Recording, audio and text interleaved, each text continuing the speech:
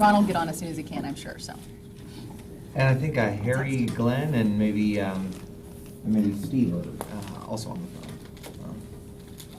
Are you there, Yeah, Harry? I spoke to Ron this morning. He said he may be a few minutes late. He had an 8:30 meeting, I think. Okay, no problem. Harry, are you there? Yes, Commissioner, I'm here. Happy New Year. Happy New Year to you too. Is Steve with you? Yes, I am, Commissioner. Happy New Year. Happy New Year to you as well. I hope you're coming down soon. The weather here is pretty nice. That sounds very inviting. Thank you. You're welcome. Okay, so we're going to call the meeting to order, and without further ado, are there any public comments? I don't see anyone. We're good. Okay, so action items. You've probably all seen your October meeting minutes. And are there any corrections, additions, deletions that anyone would like to offer? Motion approved. Second. Thank you very much. All those in favor? Aye. Okay, now we're going to elect our committee officers. Brad? So, Madam Vice Chair for the moment, each committee of PSTA appoints their own officers, and the committee chair of this committee had been Ben Diamond for the last 2 years, so he's no longer, he's maybe going to be the subject of our committee now that he's in Tallahassee. So Commissioner Long has been the vice chair of the committee, but we need a new chair and a vice chair. I nominate Janet Long for chair. And Patty for vice chair. Second. Well, thank you. Thank you. Okay, everybody. All those in favor? Aye. Aye.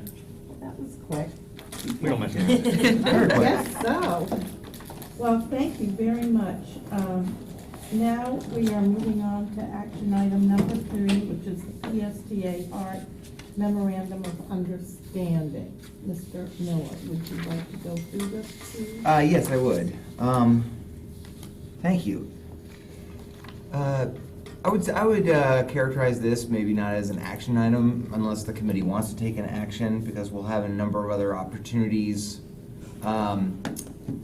The executive committee, and then we have a workshop planned for the full PSTA board on Friday the 13th. We'll discuss this further. But at your places is a draft memorandum of understanding between PSTA and HART. This is the document that we have come up with. I'll describe sort of the process that's gone through already. But the PSTA board and the HART boards both voted for staff to develop this kind of agreement, memorializing what we already do and work closely together, and then what we commit to doing moving forward. The plan had been PSTA's board voted on December 7th to start work on this agreement, and we had planned on having our attorneys start drafting it, but the HART board sort of beat us to it. They had a committee meeting on I think it was the 21st of December, right before Christmas, and they drafted a interlocal agreement, a contract, for that meeting, a committee meeting of the HART board. Some of you, there might have been, I think, an article I saw about the meeting, but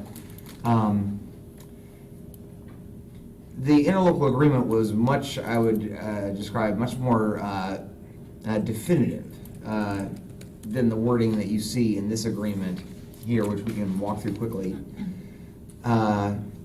It specifically called out merging of 2 departments of the agencies, one being the IT department, and one another department.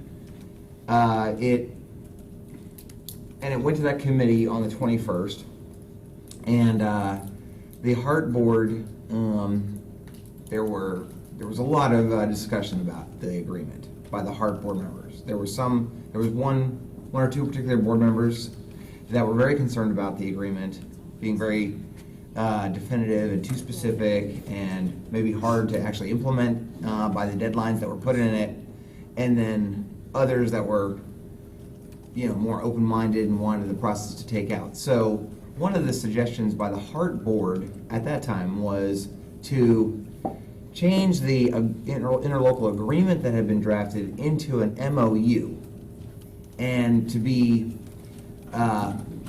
more of a document showing our intent to work together rather than some kind of binding contract that might not be able to be achieved. So with that action, Catherine Egan, the CEO of HART, and I had a number of conversations, and we have redrafted Alan Zimmett, PSTA's attorney, in consultation with Gray Robinson, the HART attorney, has redrafted and now has the document that you see there into an MOU, a memorandum of understanding. Now, according to the attorneys, an MOU is also binding, but I think it has more of a connotation of what we're trying to achieve, showing how well we have been working together, and we fully intend to do that because we think it benefits both communities. It's a pretty short agreement, as you can see. It basically calls out in the whereases now a number of areas that we're already working very closely together, and these are very specific areas related to our integrated fare system, our purchasing and maintenance department activities.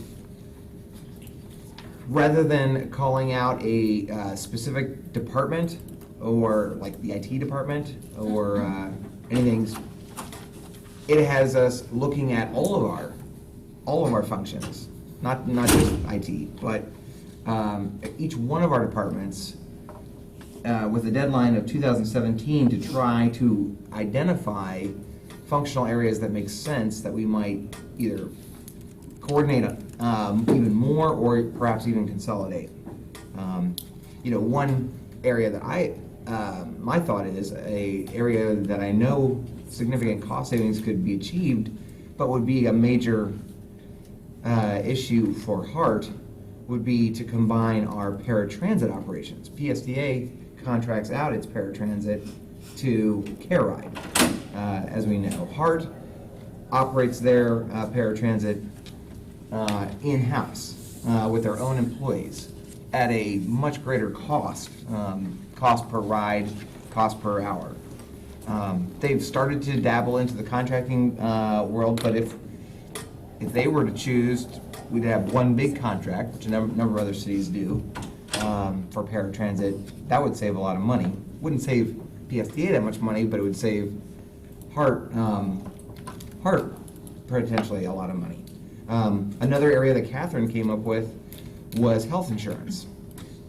I'm not exactly certain what the deal is at HART, but she's asked for us to talk to our broker about whether it makes sense to merge the health insurance contracts. We both have Cigna, but we have separate agreements, whether we can get a better deal if we work together. So that's not really a department, but that's a way that we can really save money faster.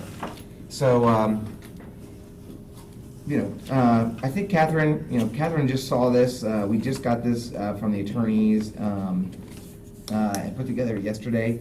So Catherine has just seen it, but this reflects what she and I talked with, and it does reflect, I think, where her board's committee was looking to see the next draft.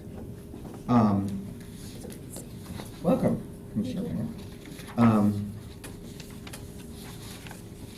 Let me pass out another document here.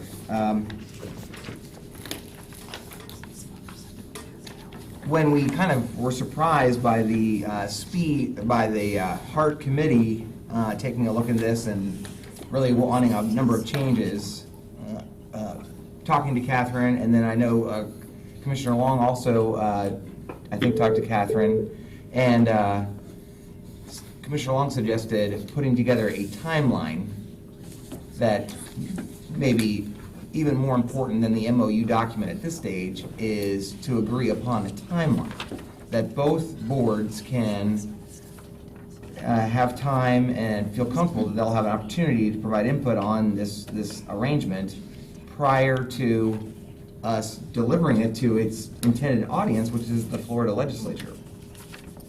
So I put together this timeline that I just passed out that I think provides us ample time.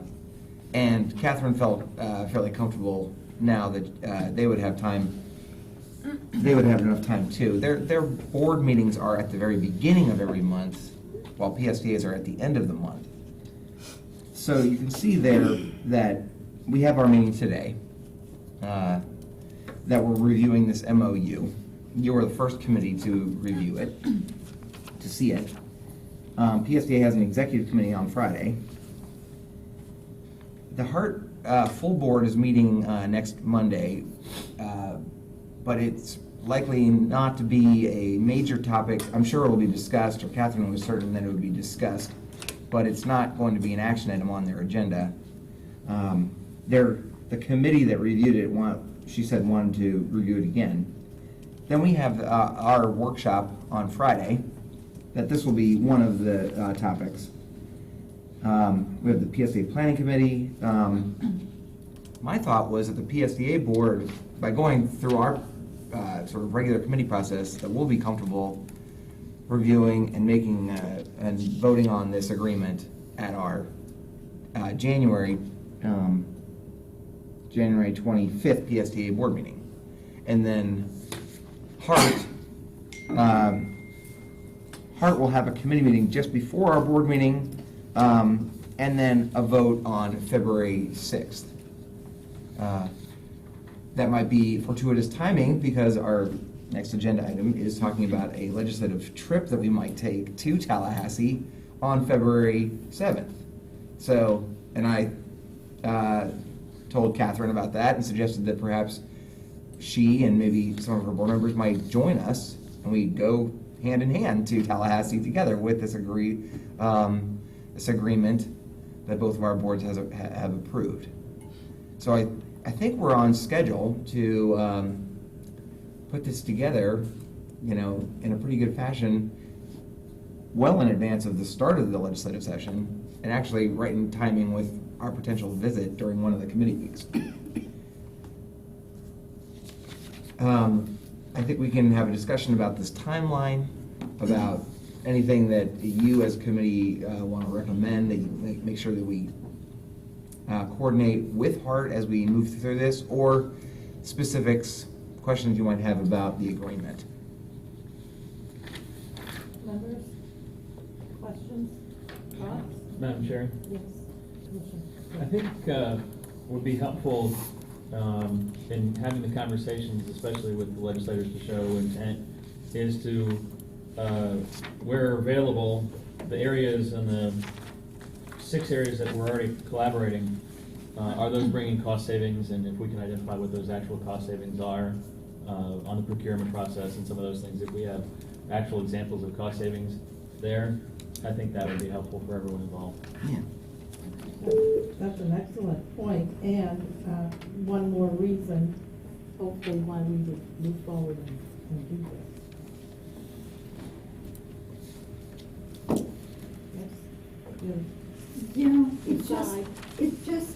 it's so ambiguous. What does that mean?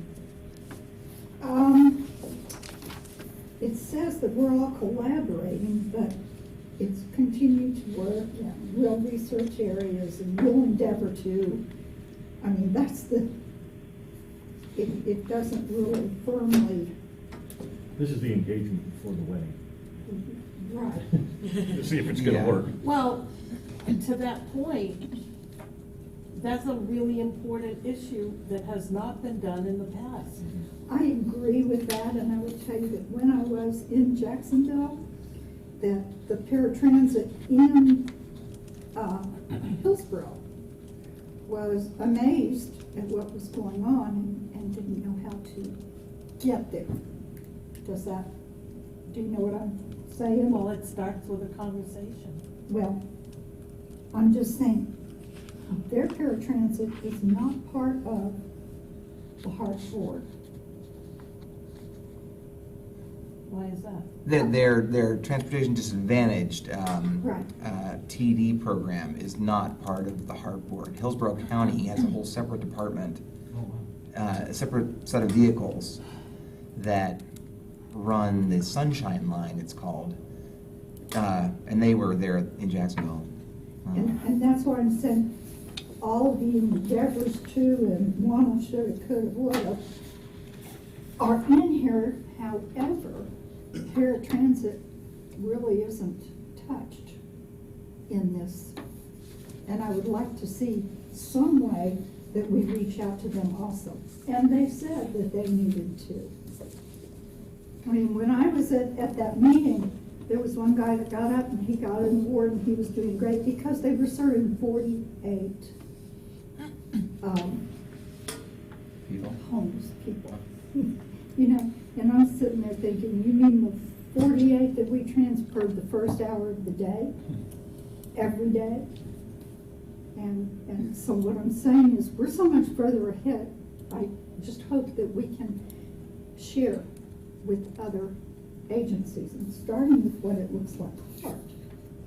So I'm just adding to, Janet, what you're working on. Well, I hear you, and I'm grateful, and I'm very supportive of moving that forward. Like everything else in this arena, you have to start somewhere, and the starting somewhere seems very mediocre just because it's so common sense oriented. I mean, why aren't they included? You know, it's not gonna be easy for us to do the heavy lifting for them. They have to do it on the Hillsborough side as well. I'd like to invite them to do so. Well, here's a suggestion. How about you meet with them and suggest that they meet with their HART board? I mean, that's how it started with HART and PSTA. I met with Catherine and said, why aren't we working together? And from that, now we're in this place. Okay, You're the contact. okay. Is that, Yeah, I'm part of the contact. I think this whole board of directors is the contact. I hear you. I'm going, Unfortunately, Janet. I will go. you know, we're just Yeah. really all very, very busy, so you're the point person on this issue for our board. Okay. I think it would be appropriate, does everyone agree? Yes. If you could reach out to your counterpart in Hillsborough and start the conversation. Okay, Brad and I can work on that. Yeah, we can. Is that, I mean, do you all agree? It seems to me common sense to. Yeah, I think a Gotta discussion start like that somewhere. is needed because Catherine really couldn't commit to the Sunshine Line being part of this agreement because they have no relation to that's actually part of Hillsborough County. So we would have, I think, a conversation to find out, you know, I don't really even know. I know there's people that know the history of how that all got set up and why it's different than Pinellas County, but it's outside of HART. It's not something that HART can commit to in an agreement because it's not theirs.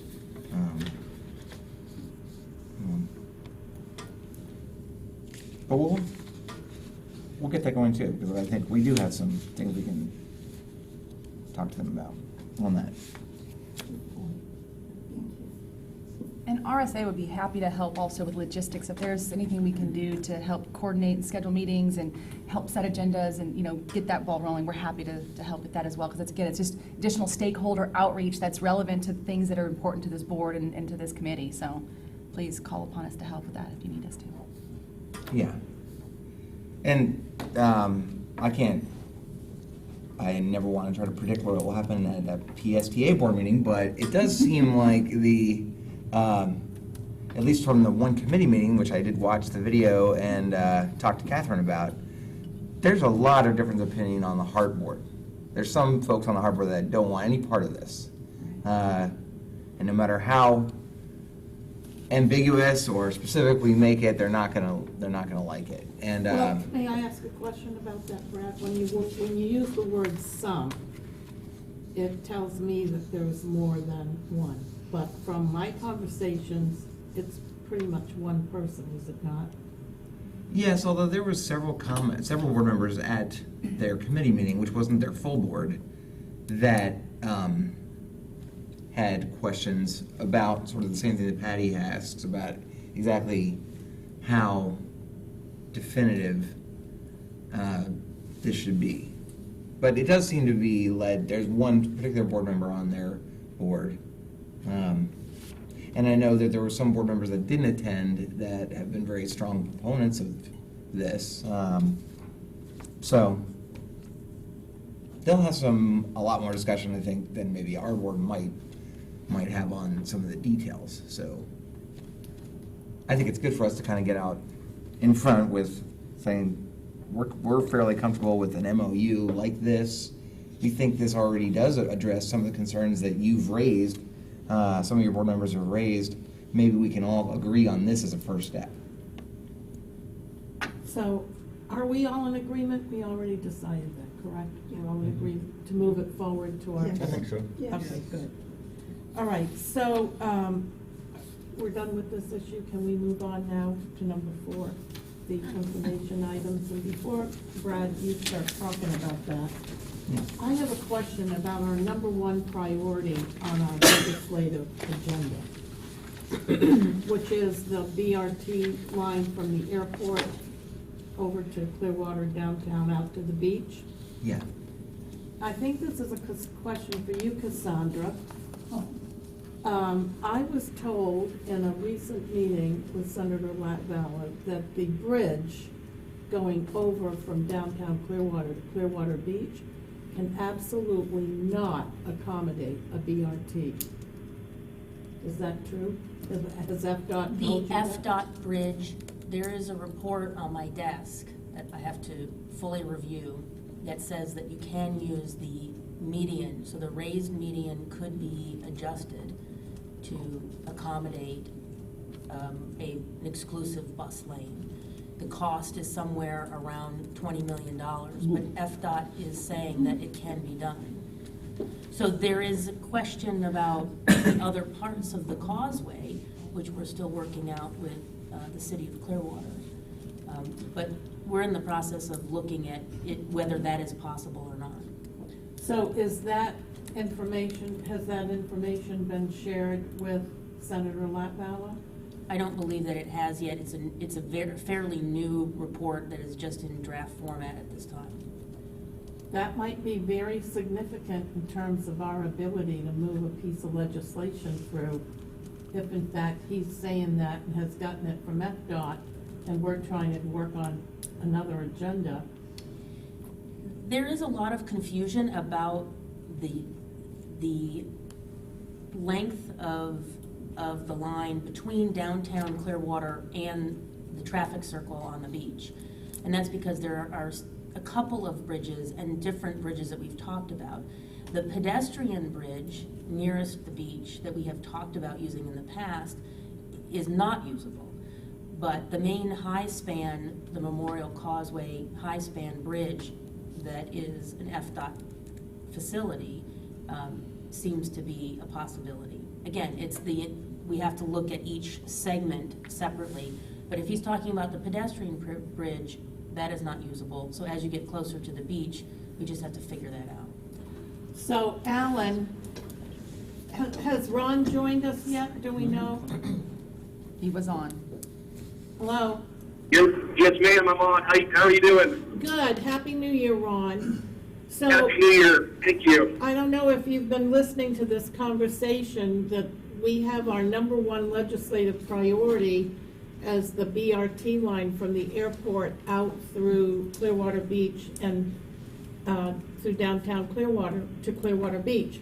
And Senator Latval was under the assumption that the bridge cannot accommodate a BRT line going across it. So my question, I think most of us would like to know, is is it I mean, the timing, I'm worried about the timing here in getting this settled one way or another. If Lat-Val is thinking one thing and we're thinking, from our information from FDOT, that it is able to accommodate the line. Don't you think we need to find out pretty quickly whether it can or it can't? Yeah, hey, Commissioner, this is Alan, and I'll go back to even, a year or so ago, when we've made this request in the past, and this is the first I've heard of that. He hadn't brought that up to me. So I don't know that unless Brad, had heard about this.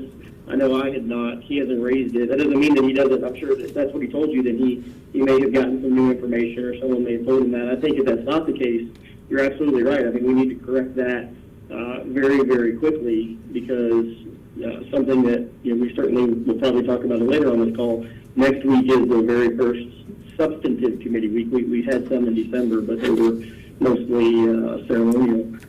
Next week they start the real business of the legislature, so these things are going to be decided very quickly. We've talked internally, Natalie and Ron and I.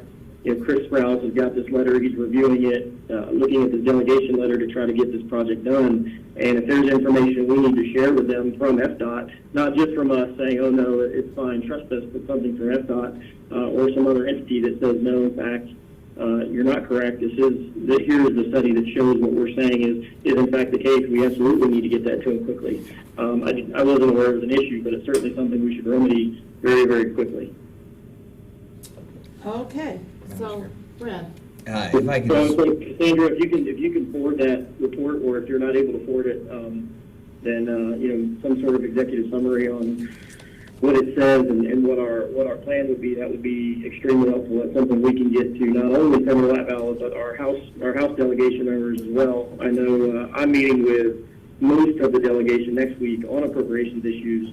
So this is certainly something that, even if they haven't raised it, it's something we can kind of put in their back pocket in case it comes up from whatever source gave it to Senator Lat-Val. I'm sure he's not the only one they've talked to, whether it's FDOT or someone else.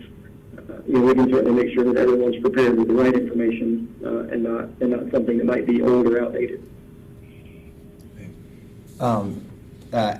thank you, Alan. This is Brad. And just for clarification, our number one priority on our state legislative agenda that the board adopted in December is not the bridge. It is the operating cost of the bus service, the express bus service between the airport and the beach. So it can operate with or without any changes to the bridge.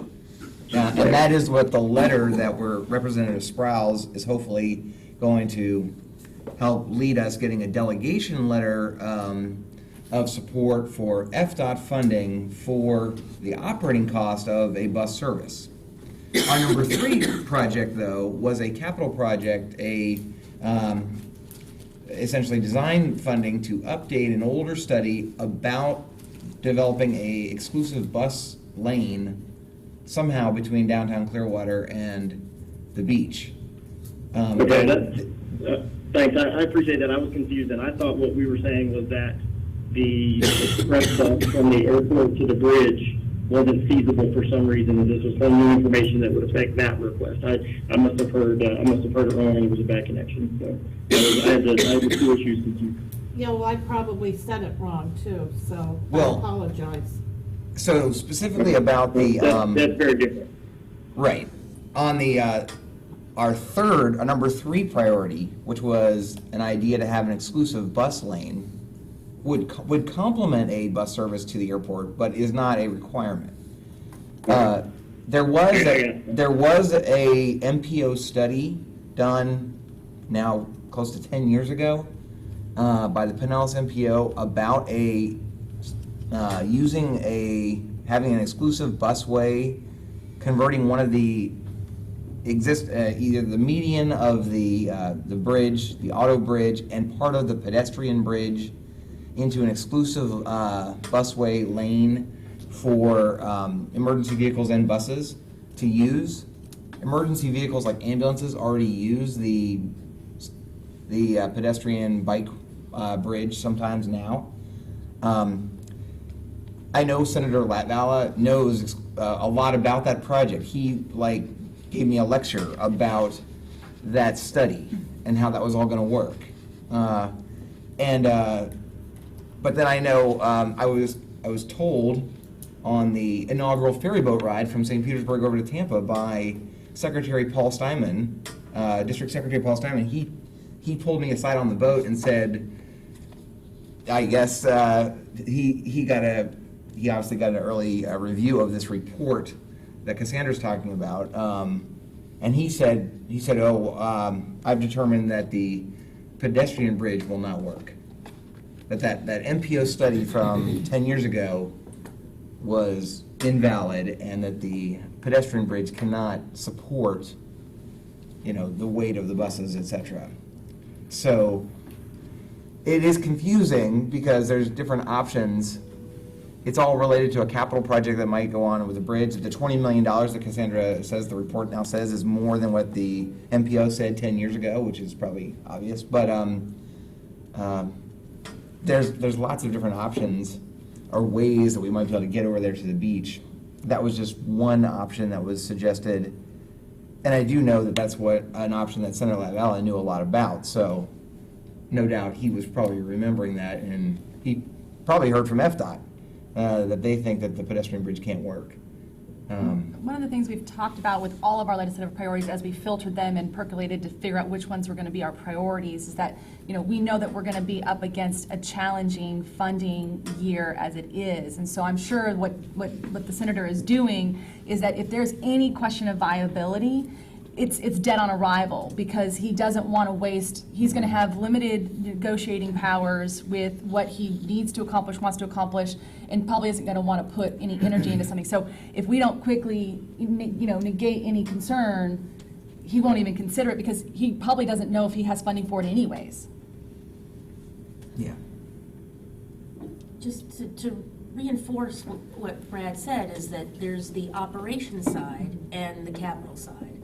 The operations side, if we had the money, we could have that operating within 6 months to just get a private operator on board. And that's the only time that we would need so that operations side, we could do very, very quickly.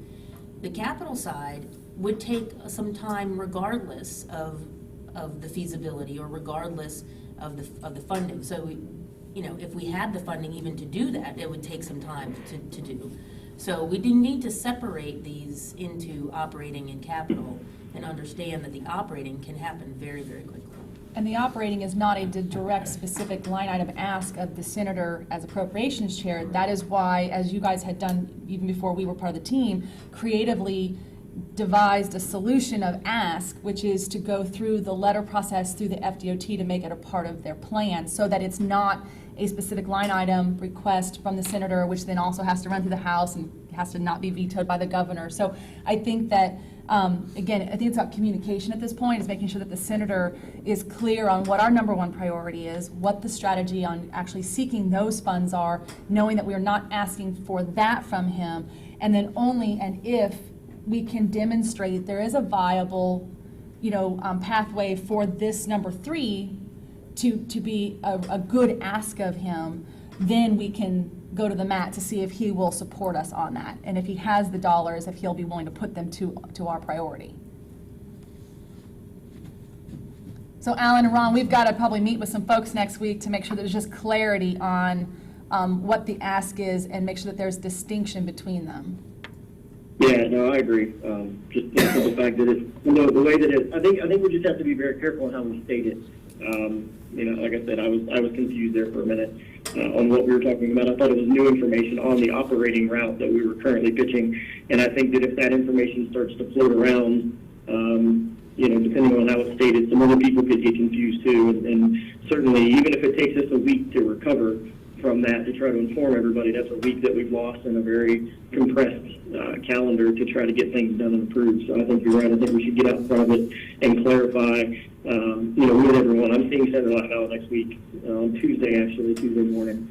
So I can have a conversation with him to make sure he's clear on it as well, and the rest of the delegation as the week goes on. So Alan, I don't think that he is clear, because I hadn't said one word yet before he started talking.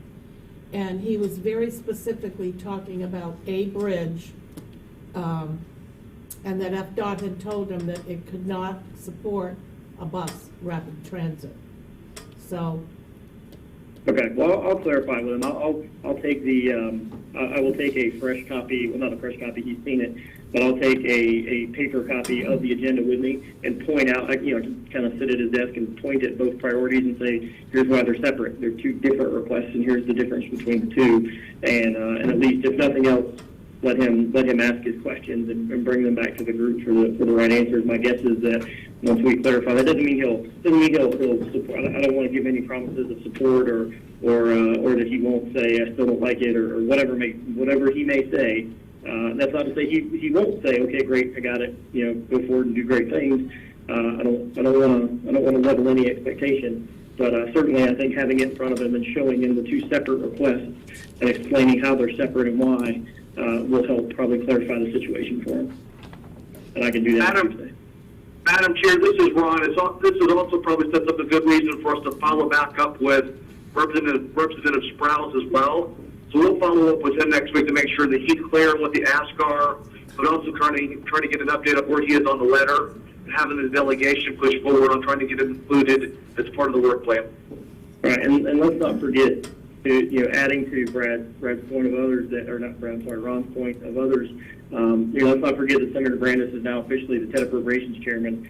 So a lot of these things are going to be discussed at his subcommittee, certainly with the chairman's direction. And so not to discount Chairman Latvallow whatsoever, certainly be at his guide. But Senator Brandis will have a lot to say about these transportation projects and how they roll out. He's in a much more powerful position from a funding perspective than he has been in the last 4 years as the policy chair. So I think I see him either Tuesday or Wednesday as well on some local projects, and I'll do the same thing with him. Sit down with him and go through both of them and make sure that he understands the difference in the two projects and get his feedback as well. thank you. All right. Great. Are we good on the I'm glad we clarified that. Are we good on the legislative priorities? And you want to talk now about the trips? Yeah. Brad? And maybe before I quickly do that, we have a number of, we have 3 new members of this committee that I want to welcome, and maybe some introductions of the folks on the phone or who you've just been hearing from. We've got 3 new committee members. Our County Commissioner, Charlie Justice, is with us now on this committee, and a former legislator, so that's great. And then from St. Petersburg, Lisa Wheeler-Bowman. And from Largo, Samantha Finger, all new to the committee. And so the folks that are on the phone are contract lobbyists from both Washington, D.C. and Tallahassee. Also with us in person is Natalie King from RSA, one of our state government affairs folks. On the phone, Alan Sesky and Ron Pierce are with the state folks, and then we'll hear also from Harry Glenn and Steve Palmer. They're with Van Scoyoc in Washington, D.C. This committee has typically has our contract folks on the phone or in person every meeting, and we get updates from Tallahassee and from Washington, D.C. on what's going on and what progress is being made on our legislative priorities. And we also, at least in the last several years, have coordinated with them on advocacy trips to Tallahassee, sometimes more than one, and to Washington, D.C. And what they have told me, and what I know from going, is it's incredibly helpful to have board members come with me and them to Tallahassee and Washington to talk to our congressional delegation or our state delegation and others and advocate on behalf of these PSTA projects. Patty has done a great job with that, advocating on behalf of transportation disadvantage funding, and so much that we were successful at getting additional funding for our TD program, and she was recognized recently as TD Government Official of the Year in Jacksonville. So that was great. Now I've lost my little sheet, but They brought more money home. Yeah, brought more. I saw that. So we did a poll of some different different dates for a possible trip to Tallahassee. And of course, it's quite a challenge to coordinate committee weeks when this, which would be a goal. At least that's the recommendation, is we try to get up there during a committee week, and when certain PSTA board members might be able to attend. So you can see there's a number of different options. February 6th and 7th, or as you probably know, the legislature generally does not have any meetings, and they're not often there. It's usually a travel day on Mondays and Fridays. So the optimal days are Tuesday, Wednesdays, and Thursdays to travel to Tallahassee, meet with legislators, and and come back. I know that the county commission meets on Tuesdays, and the city of St. Petersburg meets on Thursdays, so there's really no, and then there's lots of PSTA meetings and MPO meetings on Wednesdays, so there's no perfect day to go to Tallahassee, but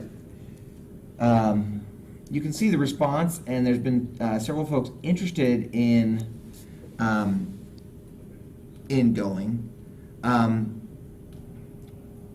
My suggestion would probably be the February 6th and 7th dates. That's a Tuesday and Wednesday combination. I know the county commission has a meeting on in the morning. So the 7th and 8th, I'm sorry. He said the 6th and 7th. 6th and 7th. That's a Monday, Tuesday. Yeah. Oh, No, 7th and 8th. 7th and 8th? Is that- Okay, 7th and 8th, yeah. Just to make sure we're on the same page. 7th and 8th. But Brad, I'm not gonna be able to go on the 7th and 8th. There's a Y in there, so maybe at one point I thought I could, but that's not gonna be possible. And I'd like to suggest that perhaps, Patty, could you go, since Oh, you're I the can vice go. chair? Yeah, Yeah. that'd be great. And just from a logistics standpoint, typically what we try to do is bring the team in the evening before and have a time with everyone to get up to speed, brief, and then we typically do a dinner or reception with some key elected official. Then folks spend the night, and then the next morning we hit the ground running. Typically try to do a breakfast with another key elected official that we want more than our 15 minutes of fame in their office. We want to spend an hour with them. You know exactly what I'm talking about.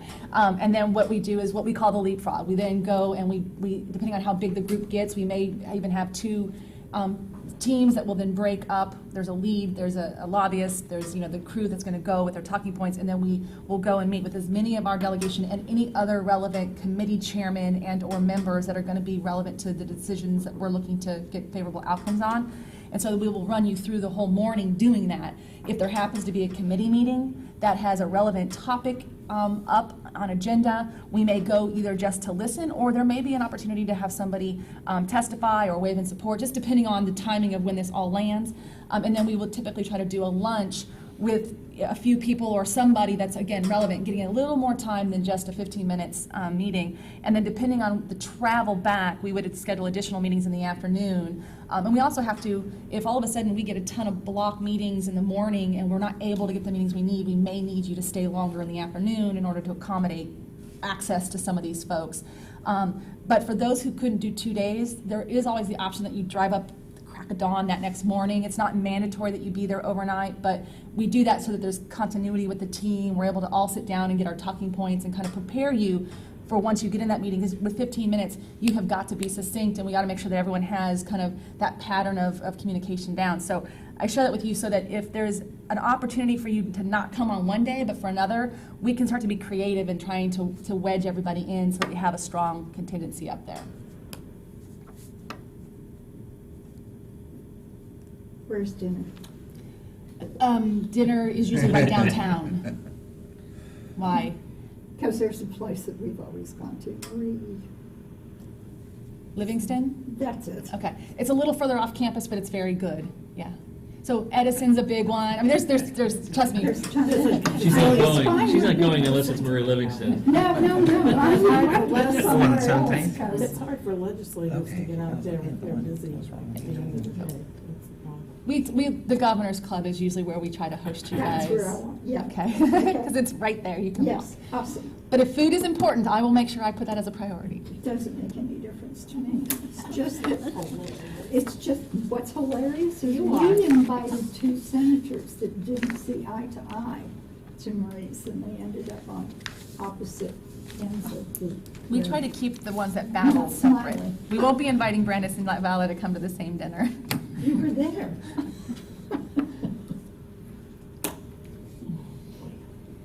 So, Al?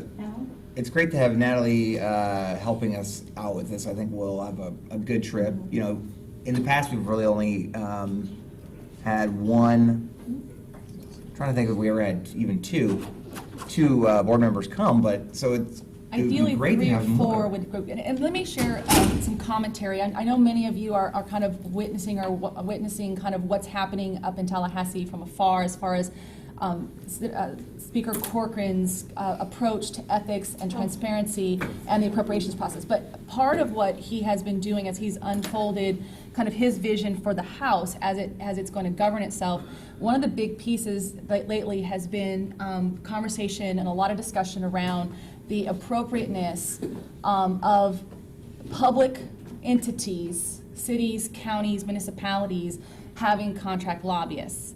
If you guys haven't seen this, please let me know so I can make sure that you're up to speed. Just yesterday, he had, through the House website, a release of all of the public contracts that lobbyists have that have been filed, and all of us have to do this in short order, to reveal, for transparency's sake, what taxpayer dollars from public entities are being used to hire lobbyists. And it is his position and thought that it is not appropriate that lobbyists come in and lobby his House members. Now, this isn't true in the Senate, this is just a House rule. He believes that if there's elected officials who have been brought in on a board, that it is they themselves who should be doing the work of bringing the issues to the House. And so with that said, I think that it would be very appropriate for us to put a stronger thought process around and an emphasis on making sure that our team, as much as your lobbyists and your contract lobbyists need to be there to advise you and guide you, I think the effort of carrying the water in Tallahassee, we will continue to do what we do, but I think it will be even more important than it's ever been, and it's always been important for the board and those that have been elected or selected to represent this issue in this community be the ones carrying the message back up. So. Yeah. So thank you all for filling out the survey and expressing a willingness to go. I'm planning on going. I don't see it on here, but I don't know what you decided. Sorry, I had it. Yeah. Okay. I probably didn't respond or something. Rachel probably didn't hound me enough. It's not, huh? Now, in addition to this planned trip, February 7th and 8th would be a committee week. So the legislature wouldn't be in session yet. There will be other opportunities, maybe other groups, either your city or I know that the Chamber of Commerce trip. I don't know when that's been scheduled yet. Yeah, maybe that's what I'm going on. I think I maybe got an email on that. Maybe. It all kind of happened at the same time last year, didn't it? Yeah. It happened at the same time. They go during the actual session. Yeah. So that will be another trip to DC. I think that was, I can't remember, I'll check my email when that trip is. But, the Florida League of Cities and the Association of Counties, they have trips, so there's ample opportunities to drive up 19 to Tallahassee.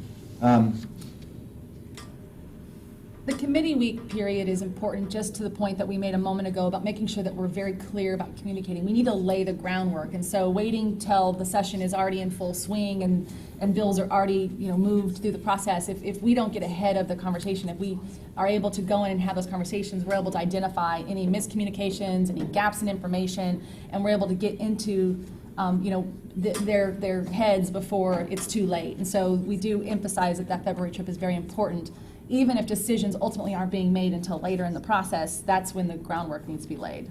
Yeah.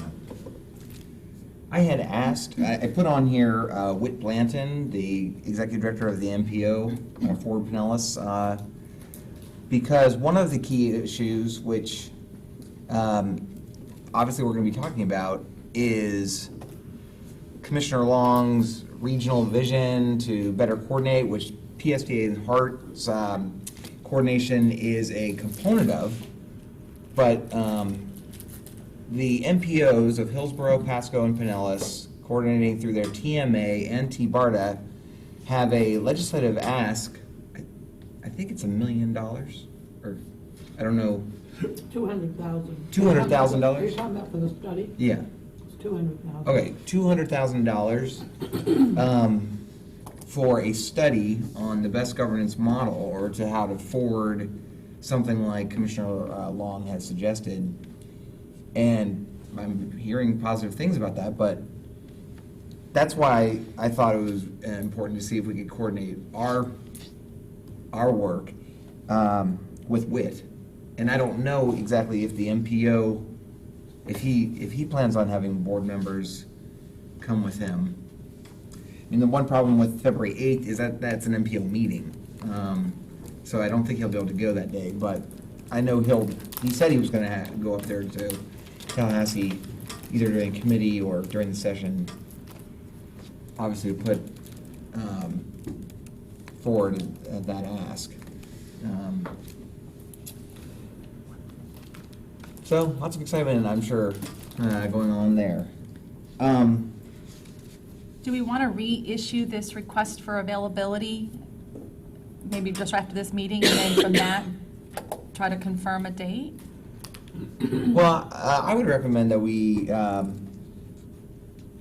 to stick with the 7th and 8th, and then, yeah, definitely do another poll of board members to saying this is the day we're going. Please confirm that you're able to go, and then start planning for that trip. This. Okay. Are you finished? Yeah. Do we want to talk about the federal? Yeah. But maybe before we talk about the federal, Alan or Ron, is there anything else we want to talk about with the the session coming up, or anything else on the radar screen that we need to be aware of? No, I think we covered the new chairmanship and the committee week starting next week. I think we touched on most of the subjects that I could think of. Brad, this is Ron. The only thing that's out there that I heard last week, I've already shared with Alan, is there's some discussion about going back and reviewing kind of the responsibilities and the kind of the objectives for TBARTA. And so, and one of the things that's been thrown back out there again is they can do some type of a true regional transit authority that would deal with ride sharing and dealing with bus service and dealing with regional, vehicle for hire type issues. That issue's been out there a couple times over the last 3 or 4 years. So I just heard it for the first time last week. I don't think it has any legs yet, but as we're in Tallahassee a bunch more over the next couple of weeks, we'll gather some intel on that, and we'll report back to the group as we get more information. Okay, that's interesting. That's very interesting. I guess they're looking for a way to survive. They're looking to be, you're absolutely correct. They're trying to be relevant, and I can tell you without being relevant, I think there's some discussions behind the scenes on, if you don't become relevant very soon, why do we still have TBARTA? I think a lot of listeners have a lot of questions about, since we've created you, what have you done? I mean, you really haven't done anything. What's your purpose? So you're absolutely correct. It's all about being relevant. Yep. Okay. Okay, well, thank you for that. So moving on now to the federal level, we have discussed with Harry and Steve and gotten the calendars of the House and Senate that have been put out, and have identified a potential April 4th and 5th trip to Washington, a little bit later, which might be okay since the state actions will get hot and heavy, I know, quite soon, especially in working with this HART MOU. And that will also give us more time to advance our Central Avenue BRT project. And an April trip to DC will be a better time to talk to our congressional delegation about supporting that project so that it gets into the president's budget and gets funded, and we can stay on track with implementing the Central Avenue BRT. So, Brad, it's not that it's the end-all be-all, but the April 4th, 5th is the Florida Association of Counties Week in Tallahassee. April 5th is FACT Legislative Day on Tallahassee. okay. Not that that's the end-all be-all, but Harry, tell us what's Yes. going on in Washington. Well, yesterday was day one, so it was an interesting day. And I'll let Steve jump in. He has a couple things. What I would say is Congress left in December with some unfinished business. As you may have read, they did not finish their work on their appropriations bills, and so they kicked the can down till the end of April now. They gave themselves till the end of April to finish last year's appropriations work, while at the same time preparing to begin on the next fiscal year's appropriations bills work. So one of the items that we've got up here is trying to resolve the fiscal year 17 appropriations bills. It's unclear at this point how they're going to do that or when they're going to do that, and so that'll all be going on here in the winter, early spring period. We still don't have committee assignments yet for the freshman members. We don't know what committees Congressman Christ will be on. You may have seen yesterday that Senator Rubio was just appointed to the Senate Appropriations Committee. So for the first time since Connie Mack was a senator, we actually have a Floridian on the Appropriations Committee on the Senate side, which is a good thing. That'll be helpful. We don't know who the subcommittee chairmen are going to be for the Appropriations Committee yet. There's conversation that Mario Diaz-Balart, who you all visited with when we did our last Washington trip from Florida, may change subcommittees. He's currently the chairman of the Transportation Subcommittee. He may be moving over to the Foreign Operations Subcommittee, which means there will be a new Transportation chairman who probably won't be a Floridian. And speaking of Floridians, we did lose two Floridians on the Appropriations Committee in this Congress. We lost Andrew Crenshaw and obviously David Jolly. So we're down two members from Florida on the House Appropriations Committee. So we've got some work to do this year. The first thing Congress is going to do is they're going to start working this week on a budget resolution for fiscal 2017. They didn't do one last year. They're going to do one, and that's the setup for repealing the Affordable Care Act. They're going to try and do some tax reform things in this Congress as an early start. And they're going to do some things, try and do a couple things related to rolling back some of President Obama's regulations, which Commissioner Long leads us into a brief discussion about. I know you just talked about the MPOs, and as you know, there are federal regulations out there that actually went final in the middle of December to require coordination among regional MPOs. In the case of our area down there, that would combine Pinellas, Hillsborough, and Pasco into one planning area for an MPO. So the new federal rules as far as federal projects are concerned is that there would have to be type of a joint preparation of a joint MPO plan for federal transportation initiatives. That rule went final in the middle of December. I think the county, I'm not sure if, I don't think, Brad, you all commented on it, but I know the county did. Hart commented on it, as did Hillsborough County. That could be one of the rules that ends up getting rolled back. Congress is looking at trying to roll back some of these rules of President Obama. There's about 220 on a list that they're looking at.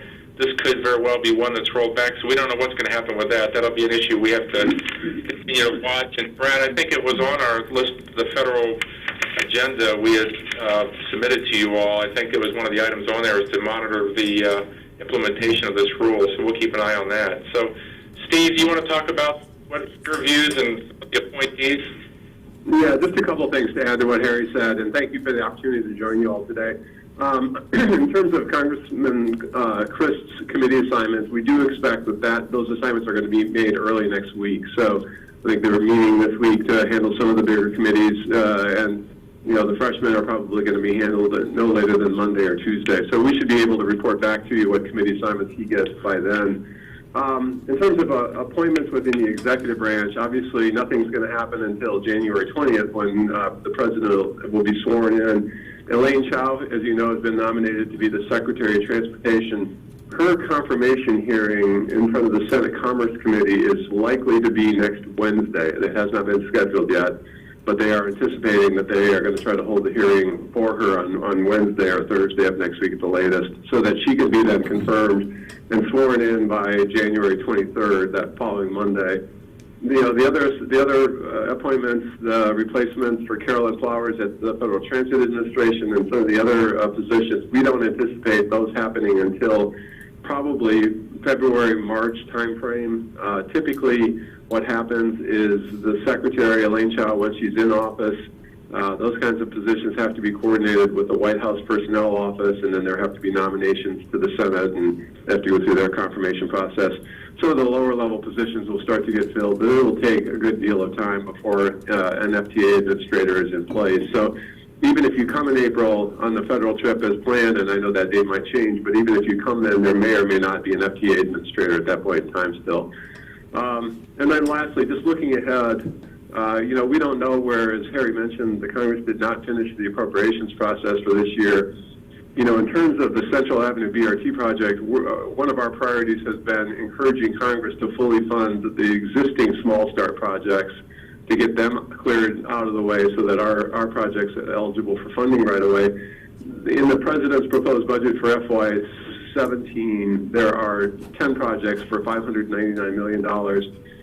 We don't know how that budget's going to come out, but even if Congress decides to punt for the full year, pass a continuing resolution, FTA will then have the flexibility to fund the projects that they want to see funded, and in all likelihood, those 10 projects would be funded, maybe not fully, but get as much money as they can.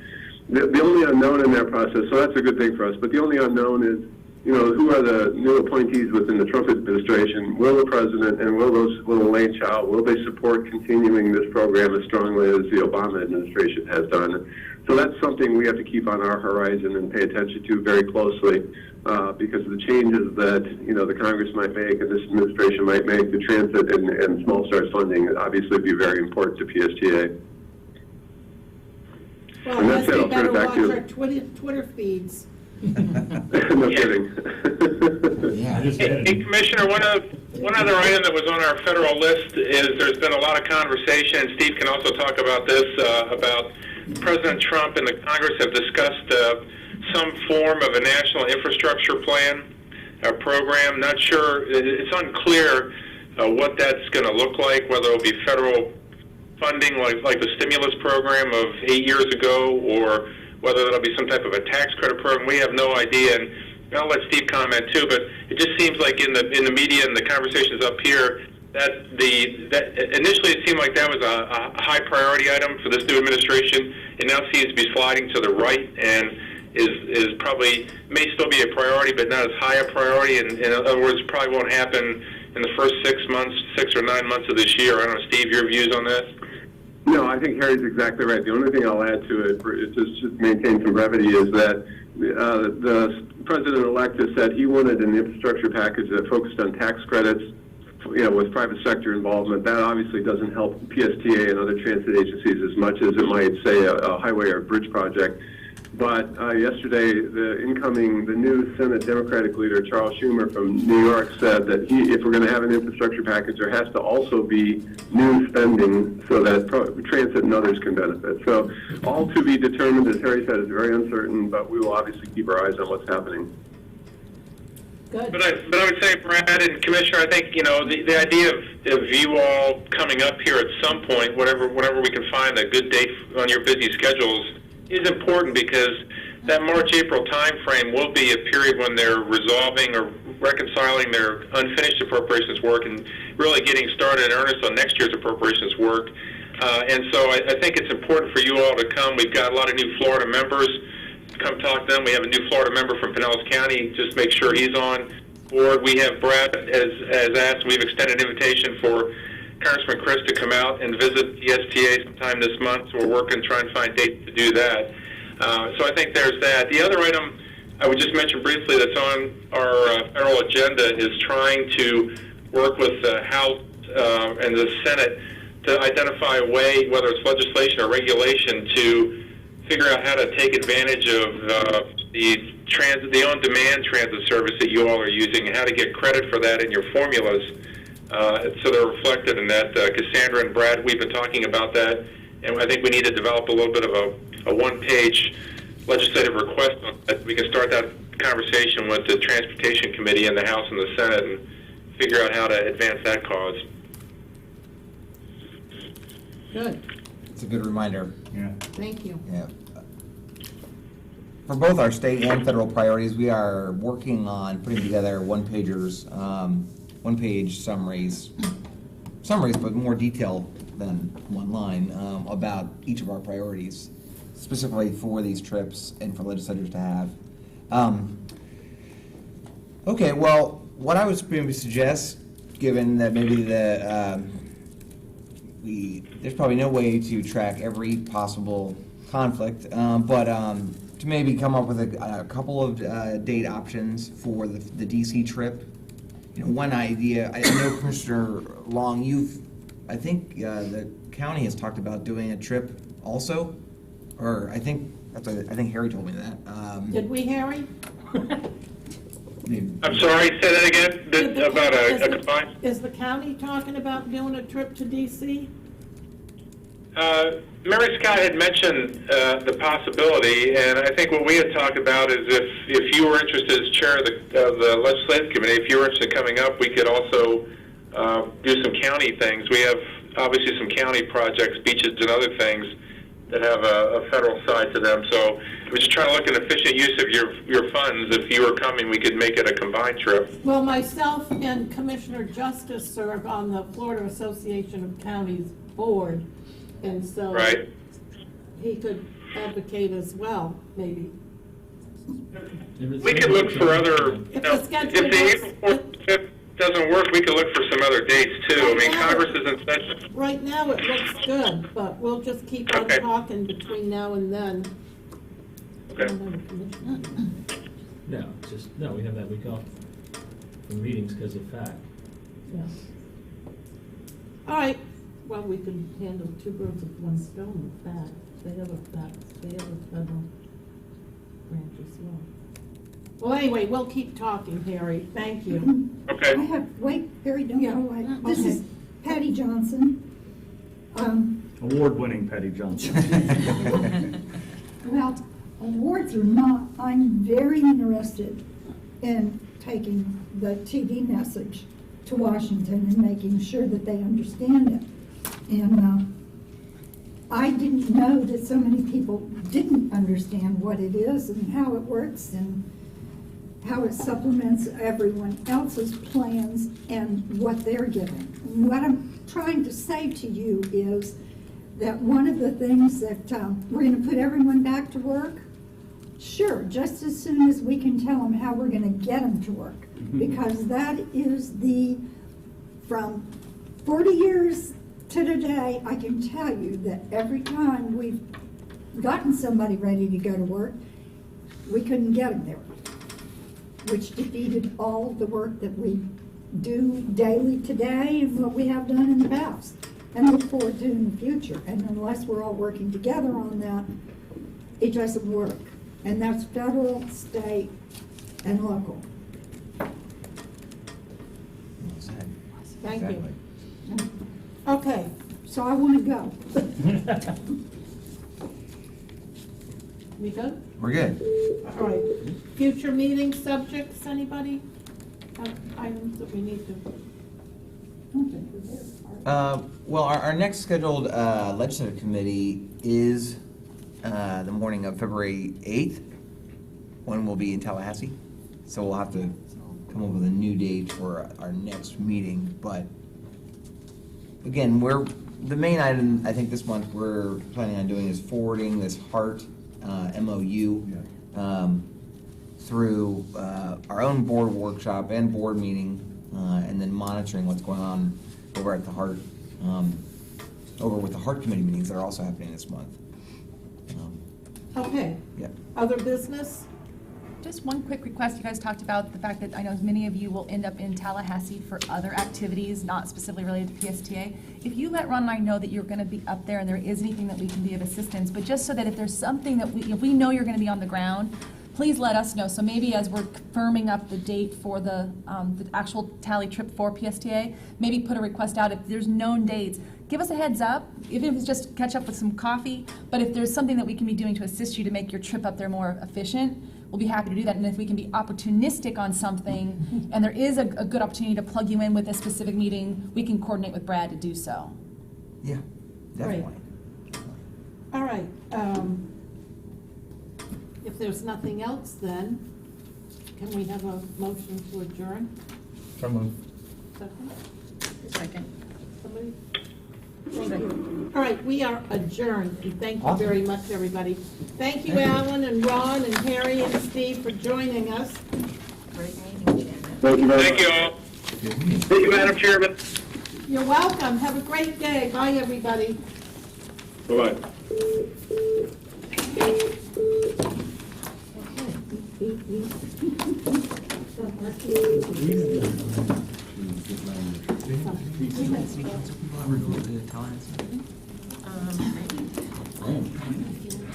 Yeah, I remember now. One guy came with PSTA. In League of Cities Day, like we have County Day. You say people are involved? Some of They them. used to. Keeping track of all the treks that go up there is so hard. It's just, there's so many of them. Oh, okay. No, it was in Sleep. Oh, in Pittsburgh. Oh, for like their annual conference? Yeah. Okay. Misinformation, which is always the hardest thing.